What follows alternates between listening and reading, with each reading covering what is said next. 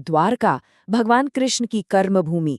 सोचिए, एक ऐसी दिव्य और भव्य नगरी जिसे खुद भगवान ने बसाया था।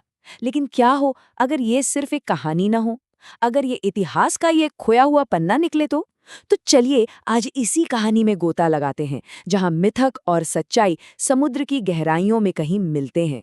तो देखिए, महाभारत के हिसाब से जब भगवान कृष्ण ने कंस का वध किया ना, तो कंस का ससुर जरासंध वो यदुवंश का सबसे बड़ा दुश्मन बन बैठा। अब उसके लगातार हमलों से अपने लोगों को बचाने के लिए कृष्ण ने समुद्र के किनारे एक ऐसा नगर बसाया जो बिल्कुल अभेद्य था, भव्य था, और उसका नाम था द्वारिका। ये सिर्फ एक शहर नहीं था, आप समझिए ये एक तरह का स्वर्ग था, जहां उनके सारे प्रियजन शांति और समृद्धि से जी रहे थे।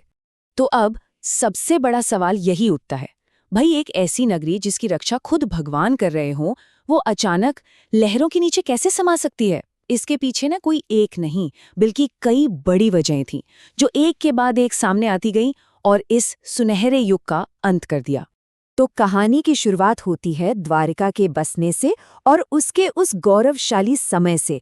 कृष्ण ने मथुरा छोड़ा और एक नया साम्राज्य बनाया, जो हर तरह से संपन्न और सुरक्षित था।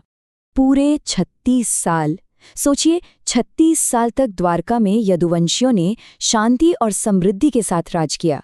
ये एक बहुत लंबा सुनहरा दौर था, पर शायद इसी लंबे सुख ने आने वाले विनाश की नींव रख दी थी। और यकीन मानिए, किसी को इस बात का जरा भी अंदाजा नहीं था। देखिए, द्वारका के विनाश की कहानी ना 2 श्रापों से जुड़ी है। एक श्राप जो एक माँ के दुख से निकला, और दूसरा ऋषियों के अपमान से पैदा हुआ। इन्हीं 2 श्रापों ने इस महान नगरी और पूरे यदुवंश के भाग्य पर, समझिए, मोहर लगा दी थी। यहाँ एक पल के लिए रुकते हैं, क्योंकि यहीं से सब कुछ बदलना शुरू हुआ। एक तरफ थी गांधारी, जिन्होंने महाभारत में अपने 100 के 100 बेटे खो दिए थे, तो उनके दुख और क्रोध ने एक श्राप को जन्म दिया कि जैसे कौरव वंश का नाश हुआ ना, ठीक वैसे ही यदुवंश भी आपस में लड़कर खत्म हो जाएगा। और फिर दूसरी तरफ कृष्ण के बेटे सांब ने कुछ ऋषियों का मजाक उड़ा दिया, तो उनके अपमान की आग से एक और श्राप निकला कि सांब एक ऐसे लोहे के मूसल को जन्म देगा जो पूरे कुल का नाश कर देगा। मतलब 2 अलग-अलग घटनाएं, पर नतीजा सिर्फ एक, सर्वनाश। और फिर वो समय आ ही गया जब ये भविष्यवाणियां सच होने लगी। द्वारका में ना अजीब और भयानक घटनाएं घटने लगी। ऐसे संकेत मिलने लगे कि अंत अब दरवाजे पर दस्तक दे रहा है। मतलब चारों तरफ बस अपशगुन ही अपशगुन। तेज आंधी तूफान, सड़कों पर चूहों की भरमार हो गई, जानवर अजीब अजीब हरकतें करने लगे, और तो और यहाँ तक कि गायों के गर्भ से गधे पैदा होने लगे। ये सारे संकेत साफ साफ बता रहे थे कि श्राप अब अपना असर दिखाना शुरू कर चुके हैं। तो ये विनाश का रास्ता बना कैसे? देखिए, भगवान कृष्ण ने सबको प्रभास तीर्थ जाने का आदेश दिया। वहां उत्सव के माहौल में सबने इतनी मदिरा पी ली कि अपना विवेक ही खो बैठे। बस नशे में सात्यकी और कृतवर्मा के बीच एक पुरानी बहस छिड़ गई, जो देखते ही देखते पूरे कुल के युद्ध में बदल गई। और ठीक यहीं कहानी एक ऐसा मोड़ लेती है जिस पर यकीन करना मुश्किल है। ऋषियों का वो श्राप सच हो गया। पैरों के नीचे जो साधारण सी घास थी ना, वो अचानक लोहे के जानलेवा मूसल में बदल गई। और फिर क्या था? यदुवंशियों ने उन्हीं हथियारों से एक दूसरे का संहार कर दिया। अपने पूरे कुल को अपनी ही आंखों के सामने खत्म होते देख भगवान कृष्ण और बलराम समझ गए कि पृथ्वी पर उनका काम अब पूरा हो चुका है। यह एक युग के अंत की शुरुआत थी।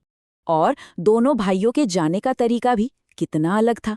बलराम ने तो योग समाधि में अपना शरीर त्याग दिया, और उनके भीतर से एक विशाल सफेद नाग निकलकर समुद्र में विलीन हो गया। वहीं दूसरी तरफ कृष्ण एक पेड़ के नीचे विश्राम कर रहे थे, जब जरा नाम के एक शिकारी ने दूर से उनके पैर को हिरण समझकर तीर चला दिया। कृष्ण ने उस शिकारी को क्षमा किया और अपने मानव शरीर को त्याग कर बैकुंठ धाम चले गए। कृष्ण के जाने के बाद अब द्वारका के पास थे सिर्फ 7 दिन। उनके सारथी दारुक ने हस्तिनापुर जाकर अर्जुन को ये दुखद समाचार दिया और उन्हें द्वारका की स्त्रियों और बच्चों को बचाने के लिए फौरन बुलाया। वक्त बहुत तेजी से भाग रहा था। पहले दिन अर्जुन पहुंचे। उनके पहुंचते ही दूसरे दिन कृष्ण के पिता वसुदेव ने भी दुख में अपने प्राण त्याग दिए। अगले कुछ दिनों तक अर्जुन ने मारे गए सभी यदुवंशियों का अंतिम संस्कार किया और फिर आया 7वां दिन। ठीक 7वें दिन जैसे ही अर्जुन बचे हुए नगरवासियों को लेकर शहर से बाहर निकले, समुद्र ने अपना विकराल रूप दिखाना शुरू कर दिया। और फिर ठीक वही हुआ जिसकी भविष्यवाणी की गई थी। अर्जुन और नगरवासियों के निकलते ही समुद्र अपनी सारी सीमाओं को तोड़कर आगे बढ़ा और देखते ही देखते उसने सोने की उस भव्य द्वारका नगरी को अपनी लहरों में हमेशा के लिए समा लिया।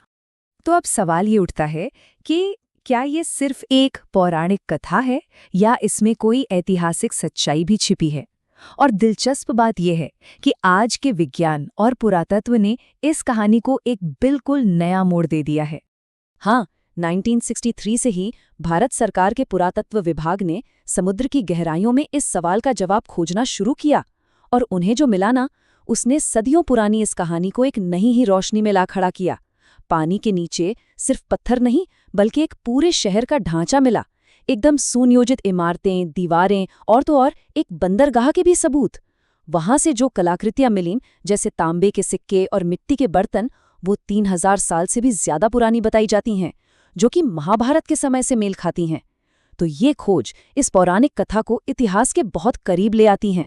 तो फिर सवाल वही है, क्या द्वारका की कहानी सिर्फ एक मिथक है या एक भूली हुई सभ्यता का इतिहास जो पत्थरों और समुद्र की गहराइयों में आज भी मौजूद है?